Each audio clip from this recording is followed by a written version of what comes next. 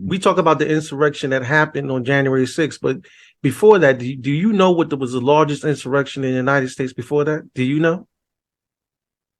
Wait, when you say insurrection, because there's a lot of different ways you could take that, but I mean the one that I thought that was one of the largest ones was the 1863 draft riots. And that's exactly where I'm going down.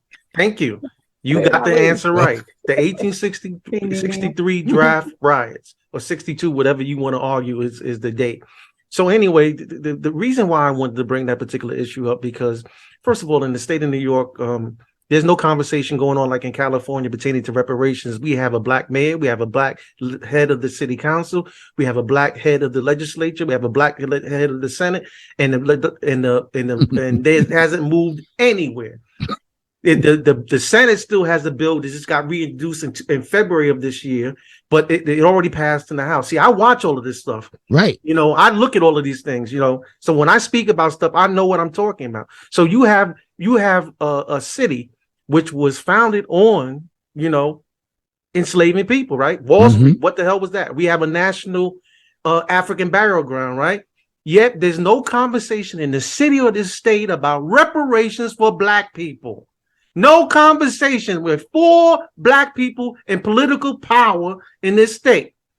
And that is a shame. This is why people get turned off of things. You know how many they slaughtered black people in the streets. Irish Americans who decided that they didn't have enough money. If you don't know what the draft process is about, people could pay to get out of going into the military. So if you had $300, which is what most people made in the whole year, you could pay to get out of the army. So then, of course, they got angry, and since the definition was we're going to save the Union, we're going to free black people, they attacked black people and slaughtered them for days. Did you know that they had this? Lincoln had to, after a battle that happened, they had to send federal troops to New York to stop it. Yet there is no conversation about that. They burned, they pillaged, they murdered, and not a word about it. Right. As a matter of fact, just to add to that historical point, when black people fled to Weeksville here, what is now Crown Heights, Bed-Stuy, they had fled to here because this was a safe zone for them.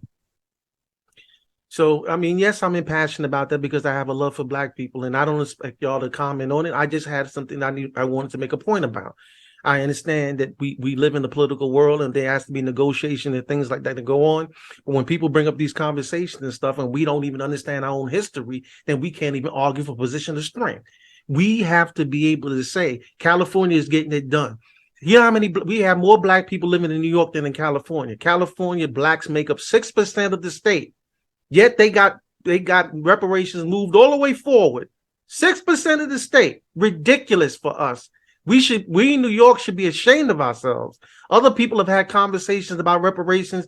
Matter of fact, Detroit just started their committee not too long ago about reparations there in terms of them using what was his name that used to build the highways and stuff? Robert Moses, right. So the same thing happened. They built the highway, they called the highway to nowhere, and destroyed black communities in Detroit. And now they're looking for reparations for those individuals that was in that particular area and forced all these black people into one particular section. Same thing going on in Chicago. And so same thing is going on in other areas. But New York, silence, not a word.